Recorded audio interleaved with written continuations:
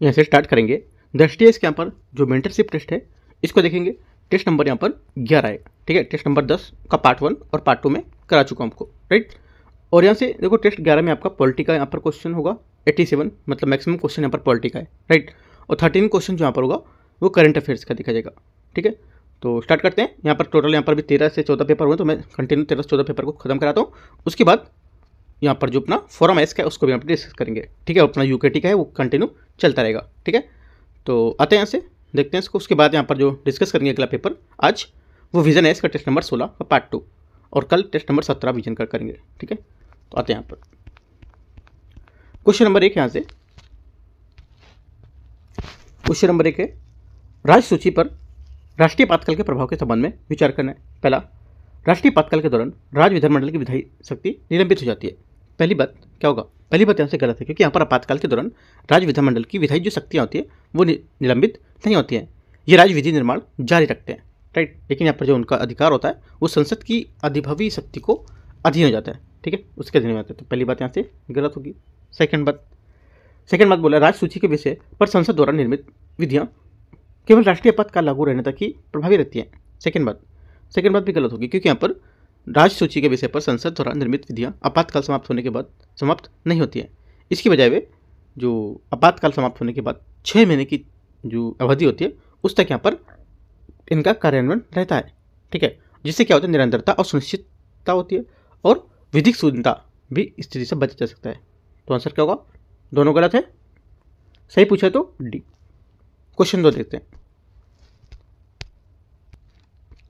Question 2 है, राष्ट्रीय आपातकाल के दौरान मौलिक अधिकारों के निलंबन के संबंध में विचार करना है। पहला, अनुच्छेद 358 358 अनुच्छेद 19 के तहत एक मौलिक अधिकारों तक सीमित है, जबकि अनुच्छेद 359 उन सभी मौलिक अधिकारों का विस्तारित है जिनका प्रवर्तन राष्ट्रपति के आदेश द्वारा निलंबित किया जाता है।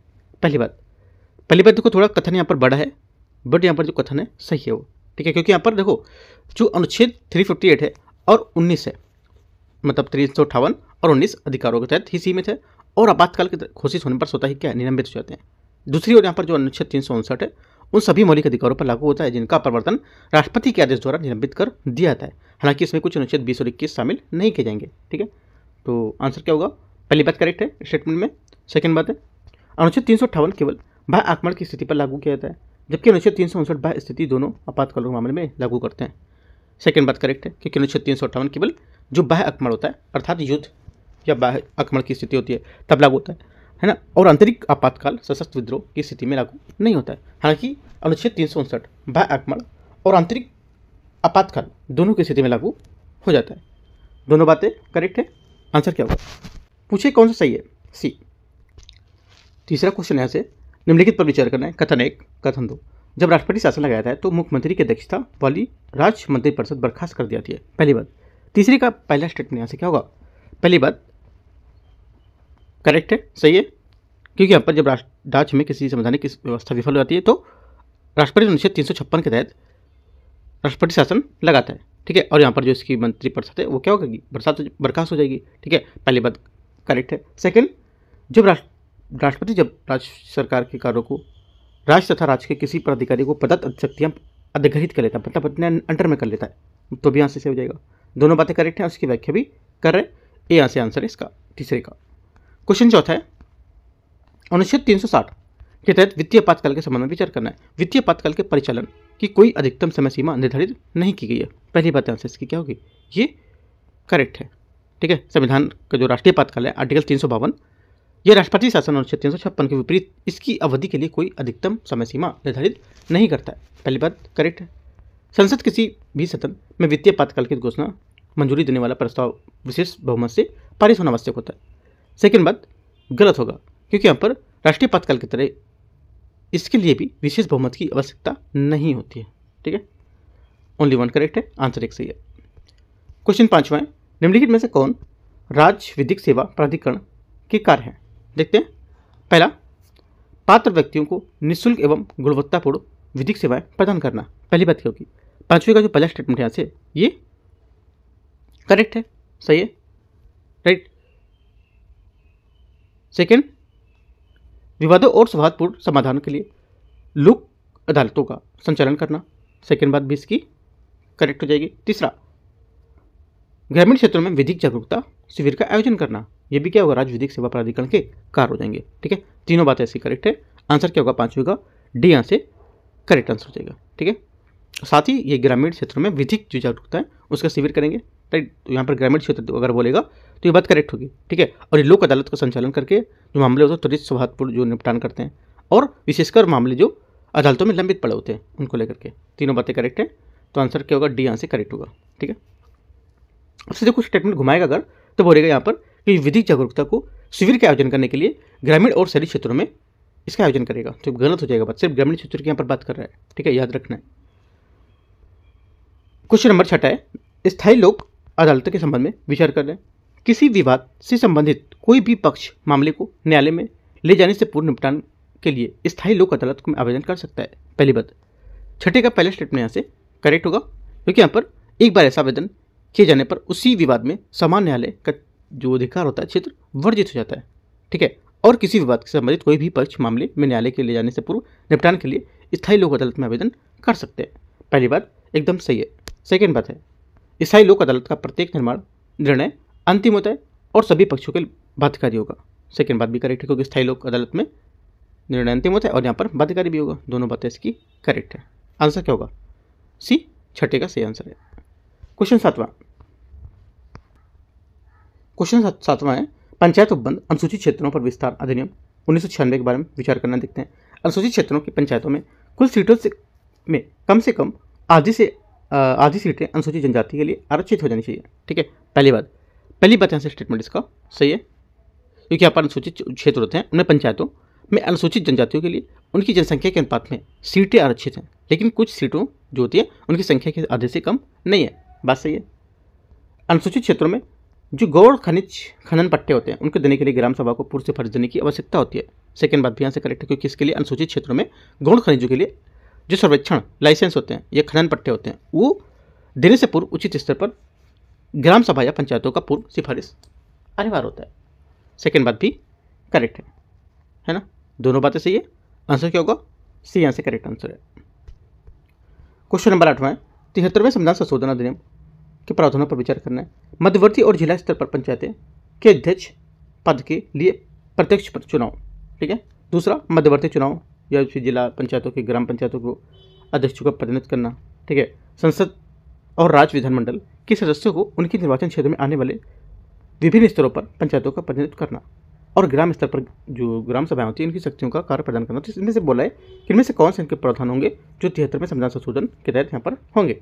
आंसर हो जाएगा 8वें का करेक्ट आंसर। यहाँ से केवल एक इसमें से होगा, कौन सा, देखो जो यहाँ से इन प्रावधानों अनिवार्य और स्वैच्छिक विवेकाधीन में से विभाजित किया जाना चाहिए। ठीक है, और मध्यवर्ती जिला स्तर के चुनाव को लेकर अध्यक्ष पद के लिए अप्रत्यक्ष चुनाव के एक अनिवार्य प्रावधान होना चाहिए। ठीक है,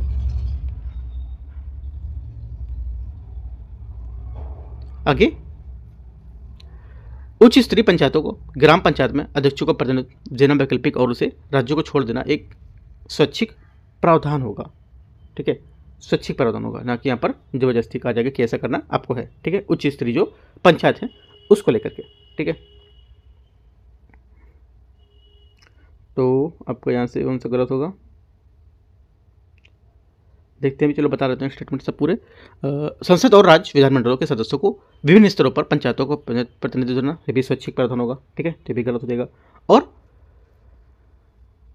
दूसरी ओर ग्राम स्तर पर जो ग्राम सभा है उसको शक्ति और कार्य प्रदान करना 73वें संविधान संशोधन के तहत स्वैच्छिक प्रावधान के रूप में उल्लेखित करता है। ठीक है, तो यहाँ से क्या हो जाएगा, जो आंसर हो जाएगा इसका, ये बात इसकी जो होगी करेक्ट होनी चाहिए। स्वैच्छिक शक्ति प्रदान करता है। ग्राम स्तर पर जो दूसरी ओर ग्राम स्तर पर ग्राम सभा जो होती है उसको शक्तियाँ कार्य प्रदान करना, ये स्वैच्छिक प्रावधान है। इसमें अनिवार्य प्रावधान पूछा है ना, तो अनिवार्य प्रावधान में आपका ये भी स्वैच्छिक है, तो ये भी गलत हो जाएगा। ये भी स्वैच्छिक है, ये भी स्वैच्छिक है, ये आपका अनिवार्य प्रावधान यही था पहला वाला। ठीक है, याद रखना, आप लिख सकते हो अनिवार्य स्वैच्छिक मतलब एक विवेकाधीन मान सकते हो। ठीक है, तो ये बात सही है। बाकी सेकंड, थर्ड, फोर्थ ये गलत होगा, क्योंकि यहाँ पर ये सभी क्या है, ये स्वैच्छिक प्रावधान है। ठीक है, और ये आपका क्या है, ये अनिवार्य विवेकाधीन है। तो ये बात सही हो जाएगी, बाकी तीनों गलत है। ध्यान देना स्टेटमेंट में तीनों, ठीक है, क्या बोल रहा है, इंपॉर्टेंट क्वेश्चन है।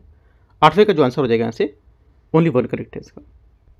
क्वेश्चन नंबर 9 नंबर है, पहली कोटि की छावनी बोर्ड की संरचना के संबंध में विचार करना है। स्टेशन की कमान, जो कमान होती है, संभालने वाला सैन्य अधिकारी बोर्ड का पदाध्यक्ष होता है। पहली बात 9वें का पहला स्टेटमेंट यहाँ से करेक्ट है, क्योंकि यहाँ पर पहली कोटि की छावनी बोर्ड स्टेशन में कमान संभालने वाला सैन्य अधिकारी पदाध्यक्ष के रूप में काम करता है।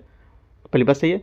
उपाध्यक्ष का नामांकन रक्षा मंत्रालय द्वारा किया जाता है। सेकेंड बात यहाँ से गलत, क्योंकि उपाध्यक्ष का नामांकन रक्षा मंत्रालय द्वारा नहीं, बल्कि यहाँ पर जो बोर्ड के निर्वाचित सदस्य होते हैं उसके अपने ही बीच यहाँ पर किया जाता है। तीसरा, सदस्यों में निर्वाचित प्रतिनिधि और मनोनीत सदस्य जैसे स्वास्थ्य अधिकारी और मजिस्ट्रेट दोनों शामिल होते हैं। तीसरी बात यहाँ से करेक्ट होगी। आंसर 1 और 3 सही है, तो सही आंसर क्या हो जाएगा? 9वें का बी यहाँ से करेक्ट आंसर 2। क्वेश्चन 10वां है, अनुसूचित क्षेत्र समिति के संबंध में विचार करना है। अध्यक्ष सहित अनुसूचित क्षेत्र समिति के सभी सदस्य राज्य सरकार द्वारा नामित किए जाते हैं। पहली बात 10वें को जाएगा स्टेटमेंट यहाँ से, ये क्या है? ये करेक्ट है। सेकंड, अनुसूचित क्षेत्र समिति एक सांविधिक निकाय जो नगर पालिका के समान, जिसकी स्थापना राज्य विधान मंडल की विधि द्वारा की जाती है। सेकंड बात यहाँ से क्या होगा? ये गलत हो जाएगा। पहली बात इसकी सही है, ठीक है, क्योंकि ये समिति राज्य नगर पालिका अधिनियम के ढांचे के अंतर्गत कार्य करती है, फिर भी नगर पालिका की तरह वैधानिक निकाय नहीं है ये, और इसकी वजह से सरकारी राजपत्र अधिसूचना जारी स्थापित किया जाता है, ठीक है, और अधिनियम के केवल वही प्रावधान लागू होंगे जो राजपत्र में अधिसूचित किए जाएंगे, ठीक है। तो ये बात गलत हो जाएगी, ओनली 1 करेक्ट है। 10वें का आंसर एक बात सही है। क्वेश्चन 11, संविधान की 6ठी अनुसूची के तहत किसी स्वायत्त जिले के क्षेत्र को बढ़ाने या घटाने का, उसका नाम परिवर्तित करने या सीमाओं को परिभाषित करने की शक्ति किसके पास होती है? ये बहुत बार क्वेश्चन आपने किया होगा ऐसा, ठीक है। तो आंसर हो जाएगा इसका सी, राज्यपाल, इसका करेक्ट आंसर होगा, ठीक है। यहाँ पर 6ठी अनुसूची की बात कर रहा है। 6ठी अनुसूची के तहत जो संबंधित राज्य के राज्यपाल होता है, इसको जो किसी स्वायत्त जिले का क्षेत्रफल बढ़ाने, घटाने, नाम बदलने या सीमाओं में परिवर्तन करने का अधिकार होता है। राज्यपाल एक नया स्वायत्त जिला भी बना सकता है, 2 स्वायत्त जिलों को लेकर के एकीकृत भी कर सकता है ना, 2 स्वायत्त जिलों को लेकर के एकीकृत भी कर सकता है, और इसके अतिरिक्त राज्यपाल को स्वायत्त जिले का विभिन्न जो क्षेत्र में विभाजित भी कर सकता है। इनमें प्रत्येक को अपनी क्षेत्रीय परिषद होंगी, ठीक है। तो ये बातें पूरी जो है इतनी याद रखना है। 11 नंबर की। क्वेश्चन 12 है, 5वीं सूची के तहत अनुसूचित क्षेत्रों के प्रशासन के संबंध में विचार करना है। पहली बात, अनुसूचित क्षेत्रों वाले राज्य के राज्यपाल को अपने प्रशासन के संबंध में राष्ट्रपति प्रतिवर्ष जब भी आवश्यक हो एक रिपोर्ट प्रस्तुत करनी होगी। पहली बात 12वें का पहला स्टेटमेंट यहाँ से करेक्ट होगा।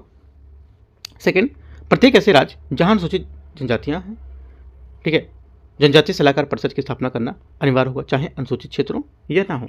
सेकंड बात गलत है, क्योंकि राष्ट्रपति जो होता है जो अनुसूचित जनजातियों वाले, लेकिन अनुसूचित क्षेत्रों के बिना राज्य की ऐसी परिषद में गठन निर्देश दे सकेगा, ठीक है, ना कि स्थापना करना अनिवार्य होगा। तो बात गलत होगी।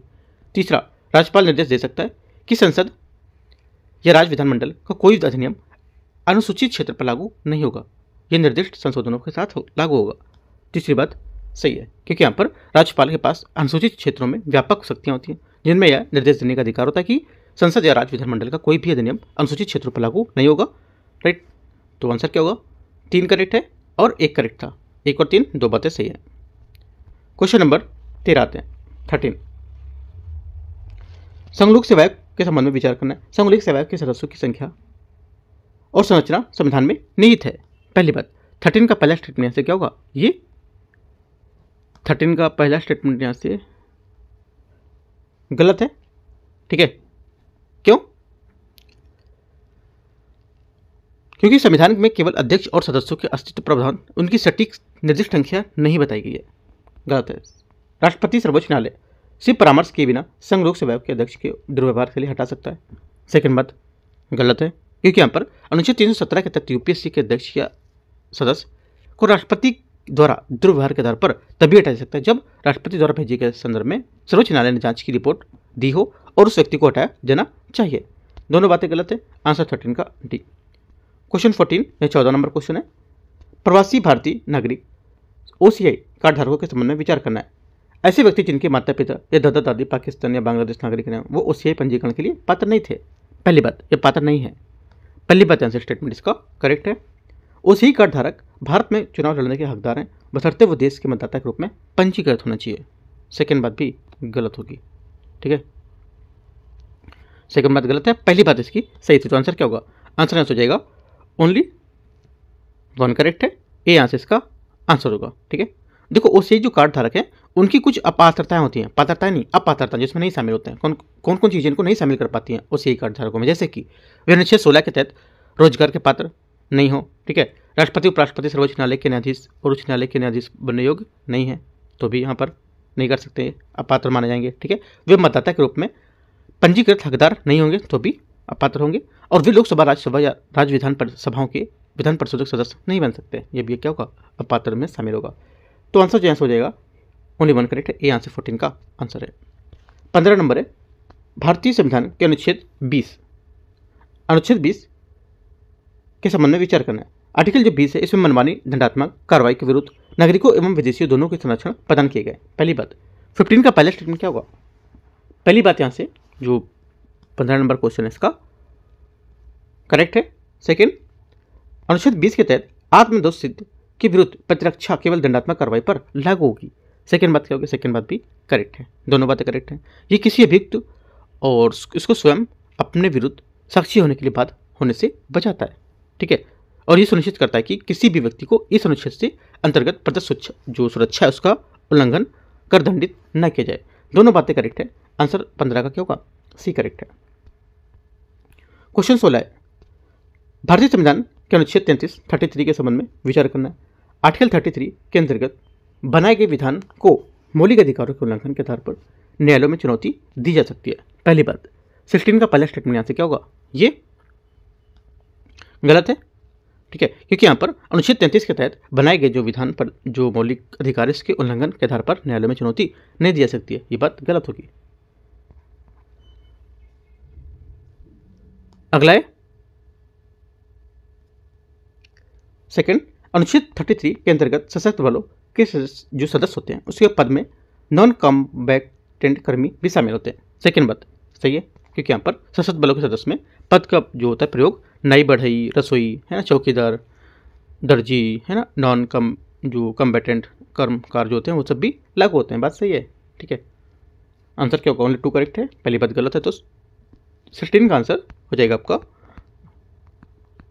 केवल 2 करेक्ट है तो सही पूछा तो बी। 17 नंबर क्वेश्चन है, सेना में भारतीय सेना में विधि के संबंध में विचार करना है। भारत का संविधान स्पष्ट रूप से सेना विधि पद को परिभाषित करता है और उन परिस्थितियों को निर्धारित करता है जिनमें के तहत वे घोषित किए जा सकते हैं। पहली बात स्टेटमेंट यहाँ से इसकी गलत है, क्योंकि यहाँ पर भारतीय संविधान में सेना विधि को परिभाषित नहीं किया गया, ना ही इसकी घोषणा के लिए स्पष्ट शर्तें दी गई हैं।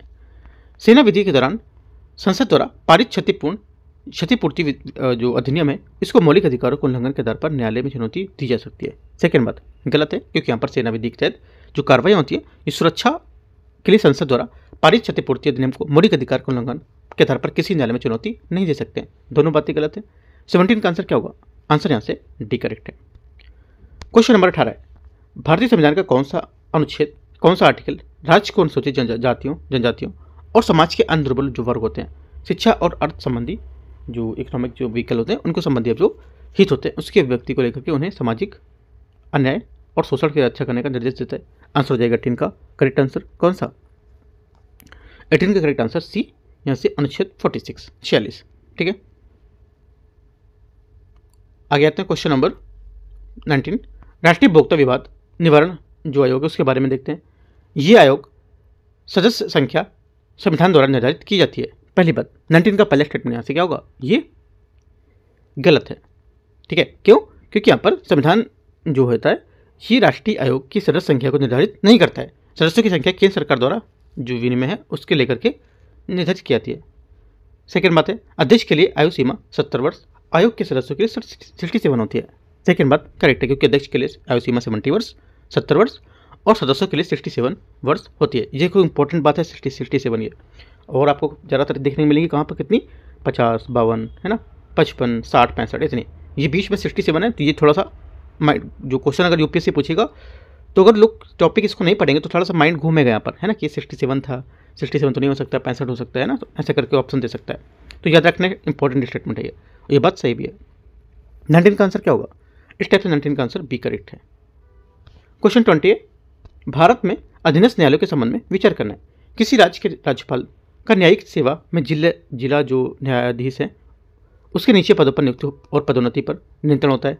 पहली बात 20 का पहला स्टेटमेंट क्या होगा यहाँ से, ये गलत है, क्योंकि अपर संविधान के राज्य के उच्च न्यायालय में जिला जो न्यायाधीश होते हैं उसके पद से नीचे न्यायिक सेवा में जो व्यक्ति होते हैं उनकी नियुक्ति, पदोन्नति और अवकाश पर नियंत्रण प्रदान करने के लिए न्यायपालिका की स्वतंत्रता सुनिश्चित करना, ये बात गलत होगी। सेकेंड, जिला न्यायाधीश के रूप में नियुक्त होने वाले व्यक्ति को कम से कम 7 वर्षों तक अधिवक्ता या प्लीडर के रूप में कार्य करना अनुभव आवश्यक होगा। सेकेंड बात यहाँ से सही है, ठीक है। कुछ यहाँ पर और भी क्वालिफिकेशन होती है, जैसे कि यहाँ पर पूर्व से ही संघ या राज्य की सेवा में नहीं होना चाहिए वो, ठीक है। कम से कम 7 वर्षों तक अधिवक्ता या प्लीडर रहा हो और उच्च न्यायालय द्वारा अनुशंसित होना चाहिए वो, ठीक है। सेकेंड बात करेक्ट है, आंसर ओनली 2 करेक्ट है, 20 का बी। 21 है, भारत में उच्च न्यायालय के न्यायाधीशों के स्थानांतरण संबंध में विचार करना है। किसी उच्च न्यायालय के न्यायाधीश को भारत के मुख्य न्यायाधीश के परामर्श के बाद राष्ट्रपति द्वारा किसी भी अन्य न्यायालय में स्थानांतरित किया जा सकता है। पहली बात 21 का पहला स्टेटमेंट यहाँ से करेक्ट है। सेकेंड, न्यायाधीशों के स्थानांतरण के लिए भारत के लिए मुख्य न्यायाधीश एकमात्र राय ही पर्याप्त परामर्श होगा। सेकेंड बात गलत है, क्योंकि यहाँ पर भारत के मुख्य न्यायाधीश एकमात्र राय परामर्श जो पर्याप्त परामर्श नहीं होता है, जैसा कि तृतीय न्यायाधीश मामले जो था 1998 में यह स्पष्ट किया गया था कि जो मुख्य न्यायाधीश है उसके सर्वोच्च न्यायालय के 4 वरिष्ठतम न्यायाधीशों से संबंधित जो उच्च न्यायालय होगा उसके मुख्य न्यायाधीश की कॉलेजियम के परामर्श से करना आवश्यक होगा, ठीक है। ये गलत हो जाएगा, ओनली 1 करेक्ट है, आंसर 21 का एक बात इसकी सही है, ए number. Question number 22, Vidhan Parishad के संबंध में विचार करना है, देखते हैं इसको। पहला है, विधान परिषद जो है मंत्रिपरिषद के विरुद्ध अविश्वास प्रस्ताव पर चर्चा कर सकती है और इसे पारित कर सकती है। पहली बात 22 का पहला स्टेटमेंट यहाँ से क्या होगा, ये गलत है, ठीक है, क्योंकि यहाँ पर विधान परिषद द्विसदनी राज्य विधान मंडल का उच्च सदन होता है। इसकी स्थिति एक प्रकार से राज्यसभा के समान होती है, लेकिन विधानसभा की तुलना में इसकी स्थिति सीमित है। मंत्रिपरिषद के विरुद्ध अविश्वास प्रस्ताव पारित नहीं किया सकता। मंत्रिपरिषद सामूहिक रूप से केवल विधानसभा के प्रति उत्तरदायी होती है, मंत्रिपरिषद के प्रति नहीं, ठीक, सॉरी विधान परिषद के प्रति नहीं, ठीक है, तो ये बात गलत हो जाएगी। राज्यपाल द्वारा जारी अध्यादेश के अनुमोदन के लिए विधानसभा और विधान परिषद दोनों की सहमति आवश्यक होती है, सेकेंड बात सही है। तीसरा, संसद द्वारा पारित संविधान संशोधन विधेयक के अनुसमर्थन में परिषद का कोई भी प्रभावी अधिकार नहीं होगा, तीसरी बात ये भी सही है, आंसर 2-3 करेक्ट है, तो बी करेक्ट आंसर है। क्वेश्चन नंबर 23, निम्नलिखित पर विचार करना है, व्यापार और वाणिज्य को प्रतिबंधित करने के लिए या प्रतिबंधित करने वाले विधेयक को पुनः स्थापित किए जाने से पूर्व राष्ट्रपति की स्वीकृति आवश्यक होती है। 23 का पहला स्टेटमेंट एकदम सही है। सेकेंड बात है, उच्च न्यायालय की शक्तियों को कम करने के लिए या कम करने वाले विधेयक पर राष्ट्रपति के विचारार्थ आरक्षित रखा जाना आवश्यक होगा। सेकेंड बात क्या होगी, सेकेंड बात भी इसकी करेक्ट है, ठीक है, दोनों बातें सही है, एकदम फैक्चुअल पॉइंट दे रखे हैं, तो आंसर क्या होगा, आंसर यहाँ हो जाएगा 23 का सही पूछा है तो सी। 24 देखते हैं। 24 है, निम्नलिखित में से कौन सा विधेयक राज्य विधानसभा में विघटन पर समाप्त नहीं होता है, आंसर हो जाएगा 24 का करेक्ट आंसर, ये विधान परिषद में लंबित ऐसे विधेयक जिन्हें विधानसभा द्वारा पारित नहीं किया था, ये क्या होंगे, ये जो विधानसभा के विघटन पर समाप्त नहीं होंगे, सी यहाँ से करेक्ट आंसर है।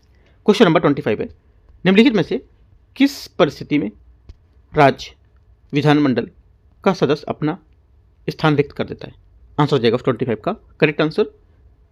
एक तो यदि कोई सदस्य एक ही समय में राज्य विधानमंडल या दोनों सदनों के लिए निर्वाचित होता है, और यदि कोई सदस्य बिना अनुमति के 60 दिनों तक सदन की सभी बैठकों में अनुपस्थित रहता है, यदि किसी सदस्य का चुनाव न्यायालय द्वारा अमान्य घोषित कर दिया जाता है, तीनों बातें करेक्ट हैं, आंसर डी 25 का सही है।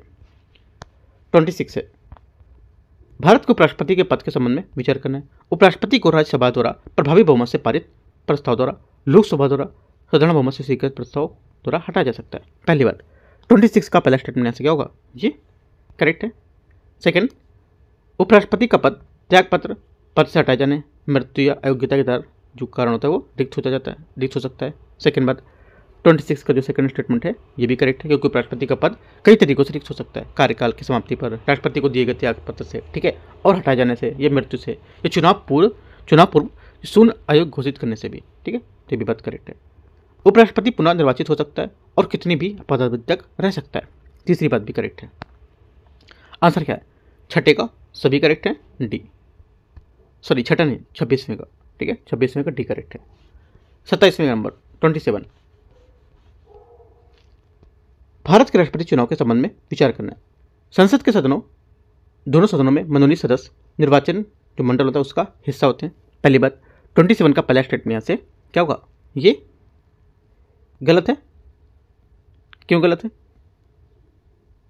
क्योंकि यहाँ पर संसद के दोनों सदनों और राज्य विधानसभाओं के मनोनीत सदस्य को इस प्रक्रिया में बाहर रखा गया है, ठीक है, इस वजह से गलत हो जाएगा। सेकंड, दिल्ली और पुडुचेरी विधानसभाओं के निर्वाचित सदस्य इसमें भाग लेंगे, बात सही है। राज्य विधानसभाओं के मनोनीत सदस्य इस चुनाव में भाग नहीं लेते हैं, ये भी बात सही है। 2 और 3 बात करेक्ट है, आंसर बी। क्वेश्चन नंबर 28 है, निम्नलिखित पर विचार करना है। कथन 1, कथन 2, भारतीय संसदीय प्रणाली विधायिका और कार्यपालिका के बीच शक्तियों का सम्मिश्रण होता है। पहली बात, 28 का पहला स्टेटमेंट यहाँ से करेक्ट है। मंत्रियों के चयन आमतौर पर विधायिका से लागू होता है, विधायिका से होता है और इसके सदस्य बने रहते हैं। मतलब कहने का जो मंत्रियों का चयन होता है आमतौर पर विधायिका से होगा और वे इसके सदस्य भी बने रहेंगे, ठीक है। तो क्या होगा? दोनों बातें में सोचना है आपको।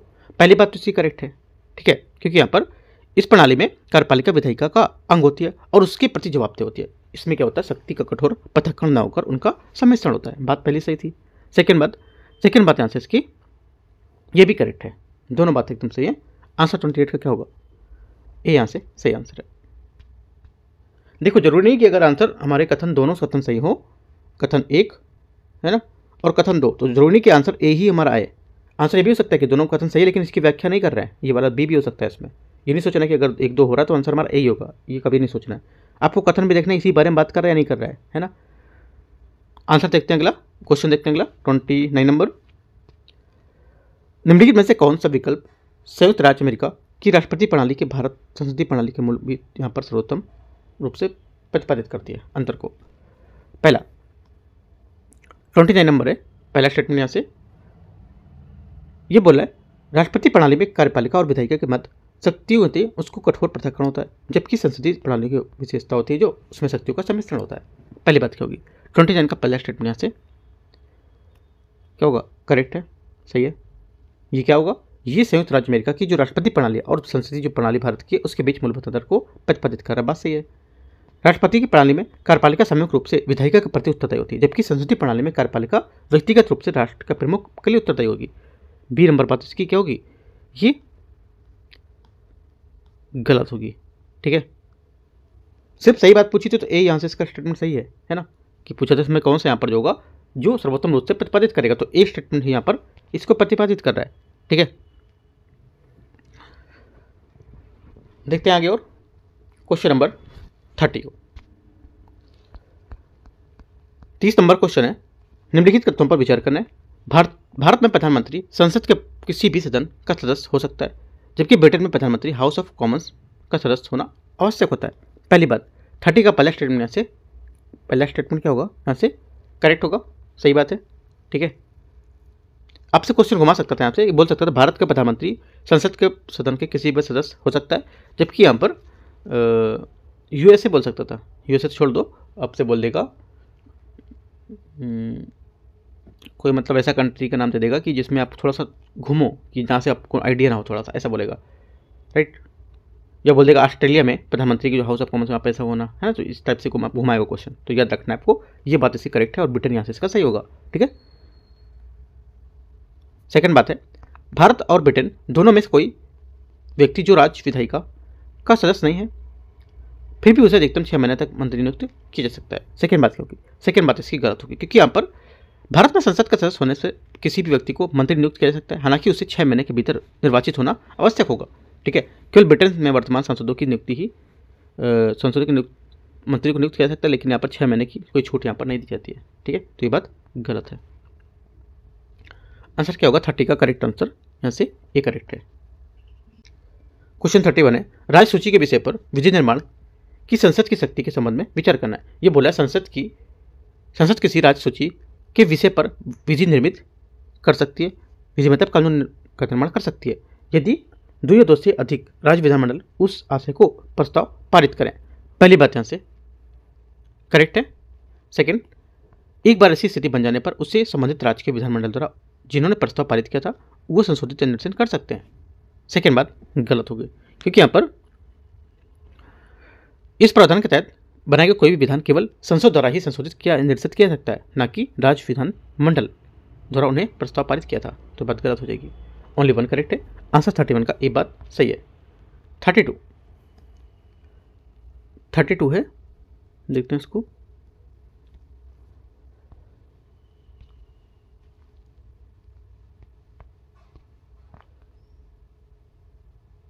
राज्यों के वित्तीय हितों की रक्षा के लिए निम्नलिखित में से कौन सा विधेयक केवल राष्ट्रपति द्वारा सिफारिश पर संसद में प्रयुक्त किया सकता है? संसद में प्रयुक्त क्यों कर सकते हैं? तो आंसर हो जाएगा 32 का करेक्ट आंसर। एक तो ऐसा विधेयक जो राज्यों के हित में कोई कर या शुल्क लगाता है उसे परिवर्तित करता है। पहली बात क्या होगी? पहली बात यहाँ से इसका स्टेटमेंट इसका करेक्ट हो जाएगा। सेकेंड, ऐसा विधेयक जो राज्य में धन वितरण सिद्धांतों को प्रभावित करता है, ये भी बात इसकी सही है। ये क्या होगा? ये सब यहाँ पे संसद में प्रस्तुत किए जा सकते हैं। ठीक है। तीसरा है ऐसा विधेयक जो केंद्र के उद्देश्य के लिए किसी निर्दिष्ट कर शुल्क पर कोई अधिकार या अधिभार लगाता है। तीसरी बात भी करेक्ट है। चौथा, ऐसा विधेयक जो आयकर के प्रयोजनों के लिए कृषि आय के अर्थ में परिवर्तित करता है। चौथी बात करेक्ट है। चारों बातें करेक्ट है। डी यहाँ से आंसर होगा। 33 है, निम्नलिखित कथनों पर विचार करना है। केंद्र सरकार संसद द्वारा निर्धारित सीमाओं के भीतर भारत की संचित निधि की जो प्रतिभूति है, भारत के भीतर विदेशी दोनों से उधार ले सकती है। पहली बात क्या होगी? 33 का जो पहला स्टेटमेंट है यहाँ से ये करेक्ट है। सेकेंड, राज्य सरकार भी राज्य से संचित निधि से प्रतिभूति पर विदेश से उधार ले सकती है जो उस राज्य के विधानमंडल द्वारा अनुमोदन के अधीन होगा। सेकेंड बात इसका गलत होगा, क्योंकि राज्य सरकार केवल भारत के भी भीतर राज्य की संचित निधि से प्रतिभूति पर उधार ले सकती है अथवा गारंटी दे सकती है। ठीक है, लेकिन विदेशों से नहीं। तो ये बात गलत हो जाएगी। आंसर क्या? ओनली 1 करेक्ट है। 33 का आंसर ए। यहाँ से आपको बताना है क्वेश्चन आपको 33 में। देखो आप आंसर लिखोगे 33 और उसके बाद बताया करो आंसर कौन सा है। ठीक है, आप लोग लिख देते हो 18, 14 और 19 आर्टिकल ऐसा करके, तो मुझे समझ नहीं आता क्या बोला है। ठीक है, क्वेश्चन 33 बोला, 33 लिख के आप इसमें लिख दो। मैंने पूछा संचित निधि में कौन, आप पूछ रहे हो क्वेश्चन संचित निधि में कौन सा आर्टिकल यहाँ पर है। संचित निधि यहाँ पर है तो आर्टिकल इसका कौन सा होता है आपको यहाँ लिखना है। 33 करके अपना आंसर जो भी होगा 260, 265, 280, 290 जो भी होगा आप यहाँ पे आर्टिकल लिखोगे 33 और आपका आंसर जो होगा वो। ठीक है, आगे देखते हैं। क्वेश्चन नंबर 34 है, उत्तर पूर्वी परिषद NEC की संरचना के संबंध में विचार करना है। कल जो आंसर लोगों ने दिए थे काफ़ी आंसर लोगों को ठीक थे वो, है ना। सब लोगों को देना है ऐसे आंसर कि हाँ कौन कौन से, ऐसे कि आपका माइंड थोड़ा सा ओपन होगा। ठीक है। 34 है, उत्तर पूर्वी परिषद के बारे में विचार करना है। देखते हैं। परिषद में पूर्वोत्तर राज्यों के राज्यपाल और मुख्यमंत्री शामिल होते हैं। पहली बात 34 का पहला स्टेटमेंट यहाँ से करेक्ट है। भारत के राष्ट्रपति द्वारा नामित परिषद के सदस्यों में से एक परिषद का अध्यक्ष होता है। सेकेंड बात भी करेक्ट है। दोनों बातें सही हैं। भारत के राष्ट्रपति नामित जो परिषद है उसके सदस्यों में से परिषद का अध्यक्ष होता है। राष्ट्रपति जो होता है परिषद के किसी अन्य सदस्य को उप अध्यक्ष के रूप में कार्य करने के लिए भी नामित कर सकता है। ठीक है, और यदि आवश्यकता हो तो इसे एक केंद्रीय मंत्री को भी NEC के सदस्य नामित कर देगा। तो ये बात इंपॉर्टेंट है जो मैंने बताई, वो नोट करके लिख सकते हो। दोनों करेक्ट है। यहाँ से सही आंसर है। क्वेश्चन नंबर 35 है, क्षेत्रीय परिषदों के बारे में विचार करना है। क्षेत्रीय परिषदें संविधान के भाग 11 के अंतर्गत गठित संवैधानिक निकाय हैं। पहली बात 35 का पहला स्टेटमेंट यहाँ से गलत होगा, क्योंकि यहाँ पर क्षेत्रीय परिषदें वैधानिक निकाय हैं जिनकी स्थापना राज्य पुनर्गठन आयोग अधिनियम 1956 के द्वारा की गई थी। ठीक है, तो ये क्या है? ये संवैधानिक नहीं है, क्योंकि संवैधानिक होती तो वहाँ पे आर्टिकल होता। ठीक है, अधिनियम नहीं होता है, तो ये बात गलत हो जाएगी। सेकंड, अंतर्राज्यीय विवादों एवं आर्थिक नियोजनों जैसे मामलों पर उनकी सिफारिशें राज्य पर बाध्यकारी होती हैं। सेकंड बात भी गलत है, क्योंकि परिषदें विचार विमर्श के सलाहकार निकाय के रूप में काम करती हैं और उनकी सिफारिशें प्रकृति में प्रेरक होती हैं, लेकिन राज्यों के बाध्यकारी नहीं होंगी। दोनों बातें गलत हैं। तीसरा दे रखा है, प्रत्येक क्षेत्रीय परिषद भारत का राष्ट्रपति द्वारा नामित एक उपाध्यक्ष होता है। तीसरी बात ये भी गलत है, क्योंकि यहाँ पर क्षेत्रीय परिषद के उपाध्यक्ष चयन सदस्यों द्वारा जो राज्य के मुख्यमंत्री है उसके में से एक प्रतिवर्ष की अवधि को लेकर चुनते हैं, बारी बारी से करते हैं। ठीक है, ये प्रक्रिया राष्ट्रपति की कोई भूमिका इसमें नहीं होगी। चौथा, केंद्रीय गृह मंत्री सभी क्षेत्रीय परिषदों के समान अध्यक्ष होते हैं। चौथी बात यहाँ से इसकी करेक्ट है।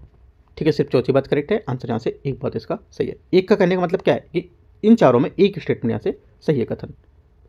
36 भारत के राष्ट्रपति की वीटो शक्ति के संबंध में विचार करना है। अत्यंतिक वीटो का प्रयोग आमतौर पर निजी सदस्यों के विधेयकों के संबंध में किया जाता है। पहली बात 36 का पहला स्टेटमेंट यहाँ से करेक्ट है। सेकेंड, धन विधेयक के मामले में निलंबनकारी वीटो का प्रयोग नहीं किया सकता है। सेकेंड बात यहाँ से ये भी सही है, दोनों करेक्ट है। 36 का आंसर सी। 37 नंबर क्वेश्चन है, अनुच्छेद 123 के तहत राष्ट्रपति की अध्यादेश की शक्ति के संबंध में विचार करना है। ठीक है, देखते हैं। देखो यहाँ पे क्या है, अध्यादेश आया, कौन राष्ट्रपति जारी कर रहा है, कितने के तहत, 123 के तहत। आप क्वेश्चन लिखोगे, क्या लिखोगे, 37 राष्ट्रपति जारी कर रहा है 123 के तहत। जो मैं पूछ रहा हूँ इसमें मैंने पूछा है जो राज्यपाल जारी करेगा, तो 37 आपको लिखना है, और राज्यपाल कितने तहत जारी करता है वो आपको लिखना है। 218, 224, 228, 229 क्या है, जो भी है वो आपको यहाँ से लिखना है। ठीक है, तो आते हैं क्वेश्चन में। तो देखते हैं यहाँ पर अध्यादेश के बारे में विचार करना है। यदि अध्यादेश को संसद में अनुमोदित नहीं किया जाता है तो इसकी अधिकतम अवधि 6 महीने और 6 सप्ताह हो सकती है। पहली बात 37 का पहला स्टेटमेंट यहाँ से क्या होगा, करेक्ट है, सही बात है एकदम। सेकेंड बात, जब संसद में सत्र ना हो तब राष्ट्रपति संविधान में संशोधन के लिए अध्यादेश जारी कर सकता है। ये बात गलत है, क्योंकि राष्ट्रपति जो संविधान संशोधन के लिए अध्यादेश जारी नहीं कर सकता है। संविधान संशोधन में केवल 368 के तहत संसदीय प्रक्रिया के माध्यम से किया जाना आवश्यक होता है। किसी अध्यादेश को वापस लेने की राष्ट्रपति की शक्ति विवेकाधीन है। यह भी बात इसकी गलत है, क्योंकि यहाँ पर किसी अध्यादेश को वापस लेने की राष्ट्रपति की शक्ति विवेकाधीन नहीं होती है। इसका प्रयोग केवल मंत्रिपरिषद की सलाह पर कर सकते हैं। दोनों गलत है, एक बात इसकी सही है।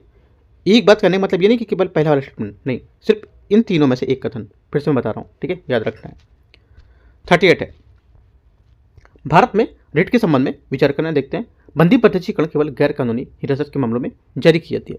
पहली बात 38 का पहला स्टेटमेंट यहाँ से करेक्ट है। सेकेंड, भारत के राष्ट्रपति के विरुद्ध परमादेश जारी किया जा सकता है यदि वह अपने संवैधानिक कार्यों का पालन करने में विफल रहता है। सेकेंड बात क्या होगी, सेकेंड बात यहाँ से गलत है इसकी।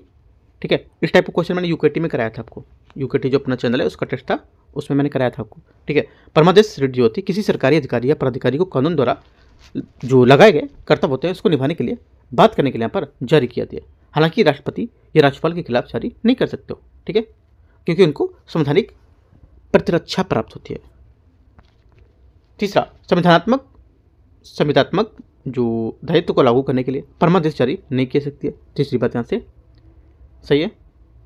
ठीक है, आंसर क्या होगा, 1 और 3, 38 का आंसर सी करेक्ट है। क्वेश्चन 39 है, भारत में प्रतिषेध उत्प्रेषण रिट के बारे में विचार करना है। प्रतिषेध रिट अंतिम आदेश पारित होने से पहले जारी की जाती है, जबकि उत्प्रेषण रिट अंतिम आदेश जारी जो पारित होने के बाद जारी की जाती है। पहली बात 39 का पहला स्टेटमेंट यहाँ से करेक्ट है, बात सही है। सेकेंड, प्रतिषेध और उत्प्रेषण रिट दोनों न केवल न्यायिक प्राधिकारियों के विरुद्ध जारी करेंगे बल्कि प्रशासनिक निकायों के विरुद्ध भी जारी कर सकते हैं। सेकेंड बात यहाँ से गलत होगी, क्योंकि यहाँ पर प्रतिषेध और उत्प्रेषण आदेश दोनों ही केवल न्यायिक और अर्ध न्यायिक जो प्राधिकारी होते हैं उसके विरुद्ध जारी कर सकते हैं। ये प्रशासनिक अधिकारी, विधायी निकाय अथवा निजी व्यक्तियों के विरुद्ध जारी नहीं होती है। ठीक है, तो आंसर क्या होगा, ओनली 1 करेक्ट है, 1। क्वेश्चन 40 है, निम्नलिखित अनुच्छेदों पर विचार करना है। आर्टिकल 39 क्या होता है, 39 आपका हो जाएगा यहाँ से पुरुषों महिलाओं के लिए समान कार्य के लिए समान वेतन। ठीक है, जो आपका DPSP में 36 से 51 जो होता है उसमें आता है। ठीक है, पहली बात यहाँ से सही है। सेकेंड, आर्टिकल 41 बेरोजगारी, वृद्धावस्था, बीमारी, निःशक्तता स्थिति को काम शिक्षा को लेकर सहायता का अधिकार देता है, यह भी बात सही है। तीसरा 42 काम की न्याय संगत और मानवीय स्थितियाँ होती है उसको लेकर मातृत्व राहत, तीनों बातें करेक्ट है। 40 का आंसर सी। 41 है, भारत में नेता प्रतिपक्ष के संबंध में विचार करना है। दोनों सदनों में नेता प्रतिपक्ष को वर्ष 1977 में संसद के एक विशिष्ट अधिनियम के तहत वैधानिक मान्यता प्रदान की गई थी। पहली बात 41 का पहला स्टेटमेंट यहाँ से करेक्ट है। सेकेंड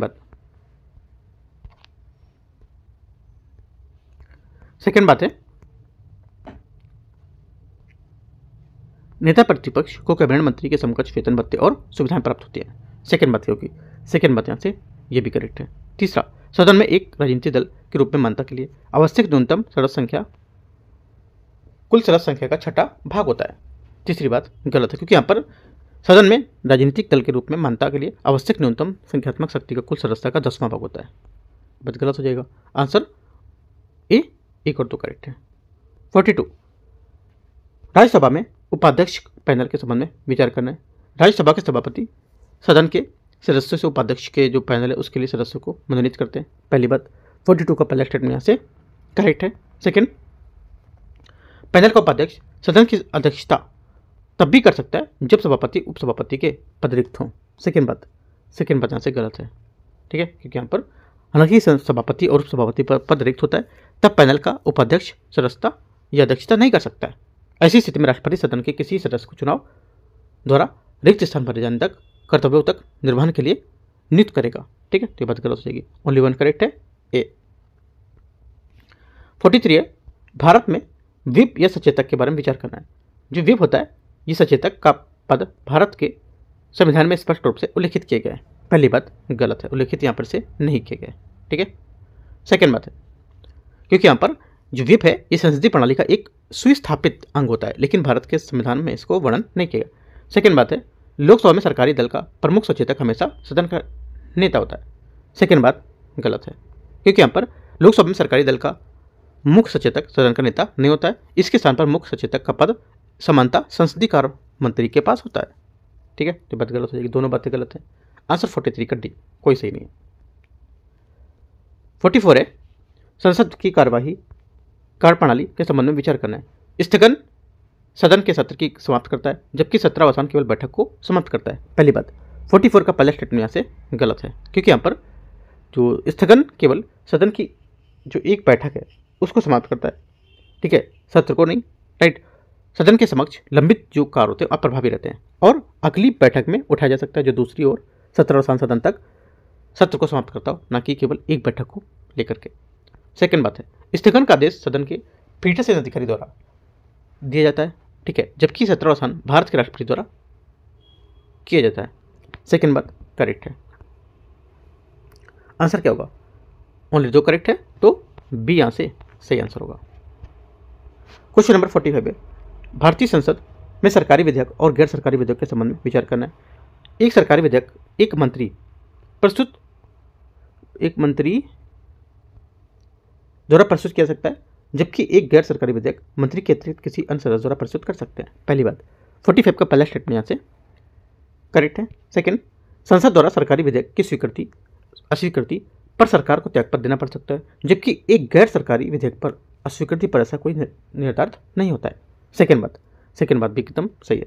तीसरा, एक सरकारी विधेयक को प्रस्तुत करने के लिए 1 महीने की सूचना की आवश्यकता होती है जबकि एक गैर सरकारी विधेयक को 7 दिनों की सूचना की आवश्यकता होती है। तीसरी बात यहाँ से क्या होगी?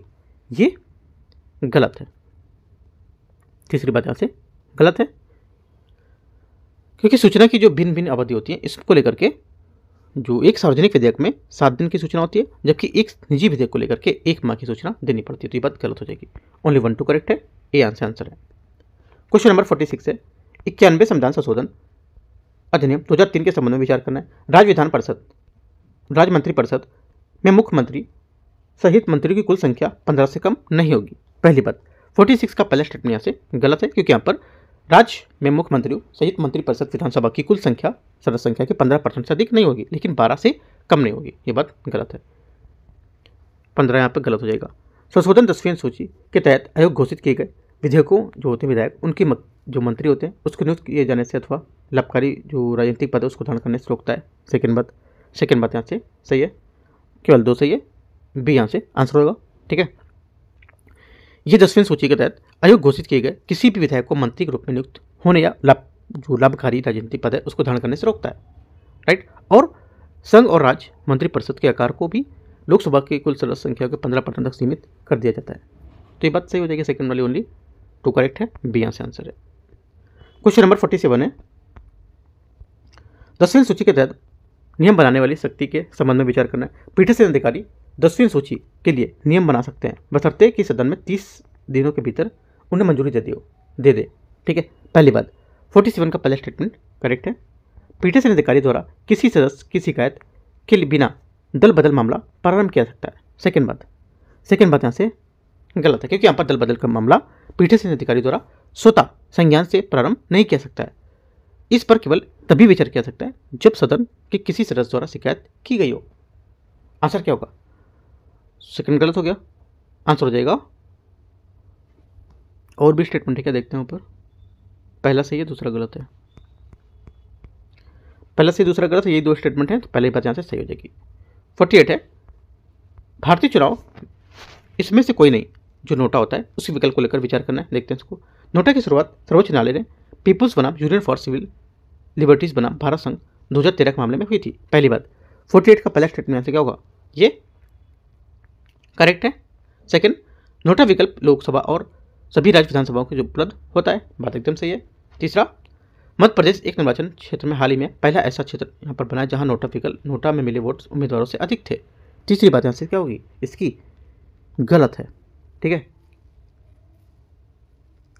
तीसरी बात यहाँ से गलत हो जाएगी क्योंकि यहाँ पर मध्य प्रदेश का कोई भी निर्वाचन क्षेत्र हाल ही में ऐसा है पहले निर्वाचन क्षेत्र नहीं बना है जहाँ पर ऐसा पाया गया हो। ठीक है, हालांकि पिछले लोकसभा चुनाव में किसी भी निर्वाचन क्षेत्र में नोटा को वोटों की सर्वाधिक संख्या 2 लाख से अधिक थी, नया रिकॉर्ड स्थापित किया था, ऐसा बोल सकते हो आप। लेकिन ये बात गलत हो जाएगी, मध्य प्रदेश वाली गलत पूछा था तो सी गलत है। क्वेश्चन 49 है, भारत में चुनाव प्रणाली के संबंध में विचार करना है। संसद और राज्य विधानसभाओं के चुनावों में प्रत्येक प्रादेशिक निर्वाचन क्षेत्र के लिए केवल एक समान मतदाता सूची होती है। पहली बात, 49 का पहला स्टेटमेंट यहाँ से क्या होगा, ये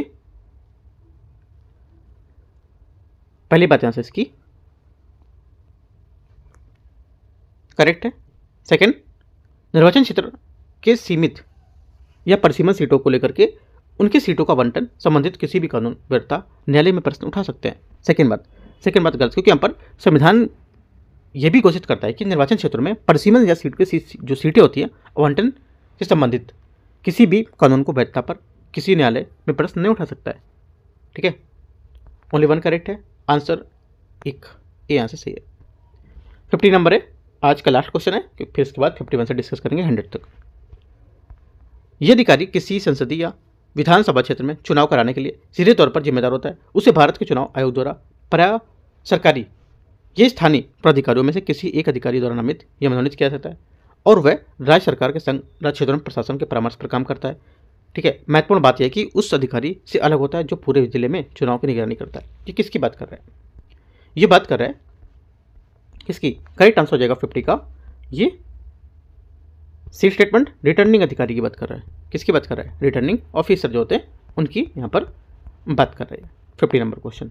ठीक है, इस टाइप से यहाँ पर 1 से 50 क्वेश्चन तक आपके डिस्कस हो गए। ठीक है, जो मैंने 2 क्वेश्चन के आपको क्वेश्चन पूछे, 2 क्वेश्चन के आंसर आपको वहाँ से बताने हैं। ठीक है, क्वेश्चन आप लिखोगे, साइड में उसके आंसर लिख दोगे ऐसे करके। ठीक है, और एक बात, जिसका 51 रहेगा 51 से 100 मैं आपको कल कराऊंगा, और अभी यहाँ पर मैं विजन का टेस्ट लेके आने वाला हूँ। राइट, वो भी आप यहाँ पे देख सकते हो, टेस्ट नंबर 16 का पार्ट 2, और कल डिस्कस करेंगे यूकेटी का टेस्ट नंबर 11।